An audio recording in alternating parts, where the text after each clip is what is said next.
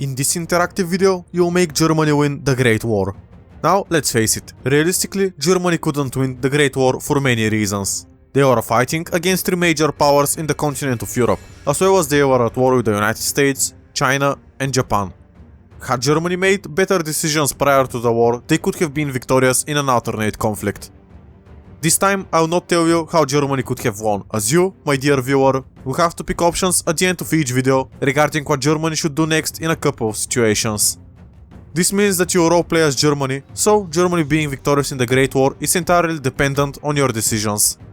There are 10 endings to this scenario, with many choices leading up to them. You can make Germany win, you can get the historical peace deal, you can lose so badly that Germany suffers a communist revolution, and so much more. Watch up until the end, as there you'll make your choice. Now, I'm sure that you're very well aware of how the First World War, also known as the Great War, ended for Germany and the Central Powers.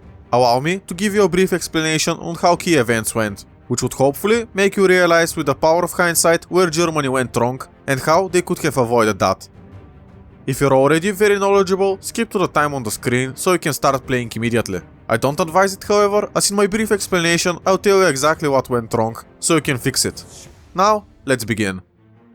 The Great War started a month after the Austrian Archduke Franz Ferdinand was assassinated by pro-Serb supporters in Austrian Bosnia and Herzegovina. The world was sympathetic to the Austrians, and everybody agreed that Serbia must accept responsibility for these actions.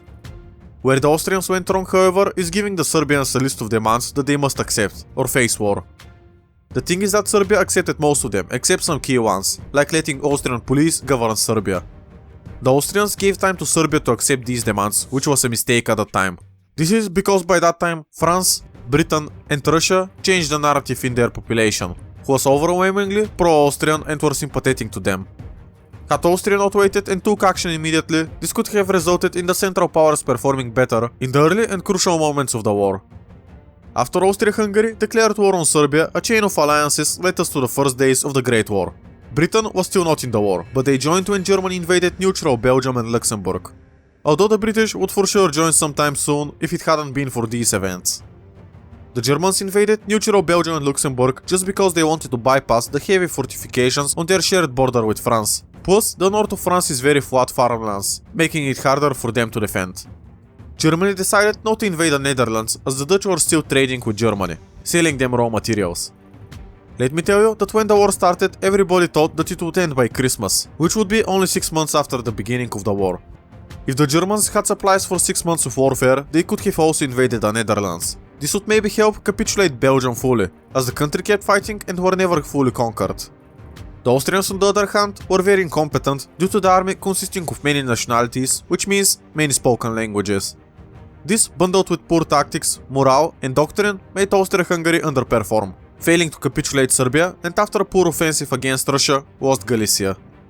Apparently, the Austrian army was so poorly trained and equipped that in the exact front against the Russians, when Russian soldiers used grenades, the Austrian soldiers didn't know what it was, and for many it was their first time seeing a grenade.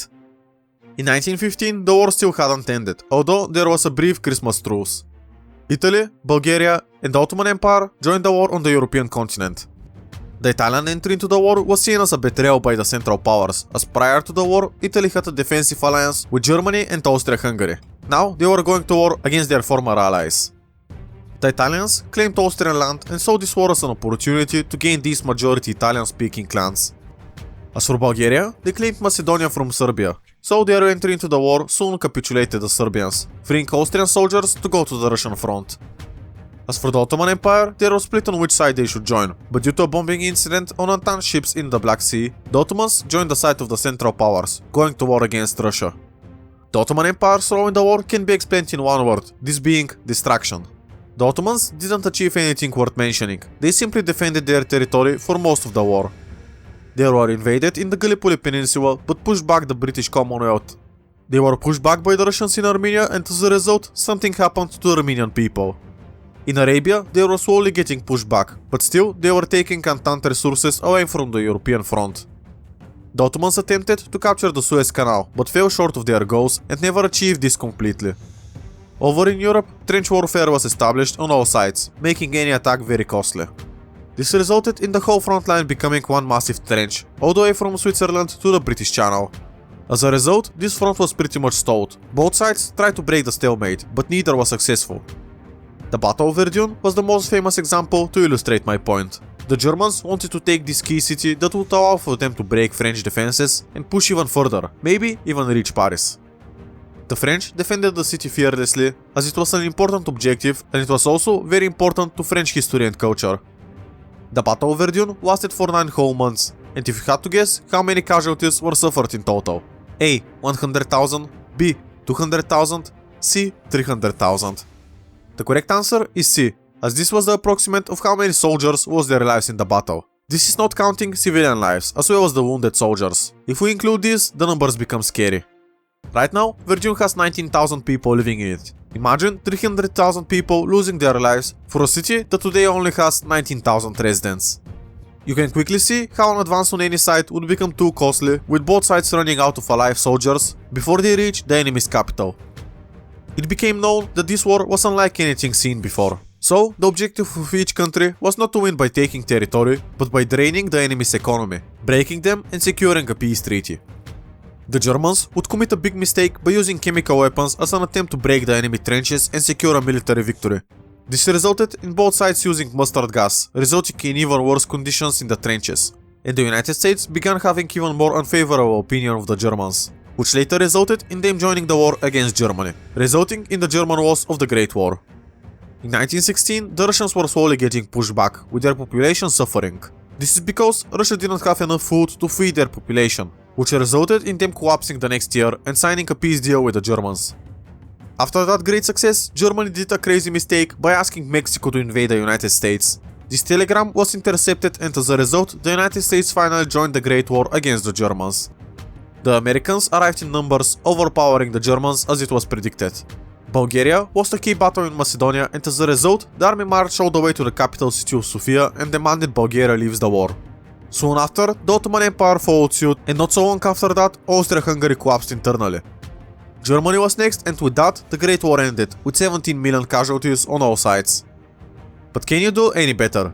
Did you identify some of the key mistakes that Germany made, and can you get a better ending where the Germans come out on top? As a side note, this may not be entirely realistic, but I made over 50 videos and 2 hours total of content, so don't take it too seriously, as I can only do so much. Now, going back to the event that started the war, the assassination of Franz Ferdinand in Sarajevo. You have a choice to make. Do you send a small army to Vienna and force Austria-Hungary to declare war early, but risk the Austrians denying and straining relations with them? Or do you do the historical path of supporting Austria-Hungary and approve of them sending an ultimatum and waiting for a response? Both options are on screen, so pick what you think would benefit Germany more.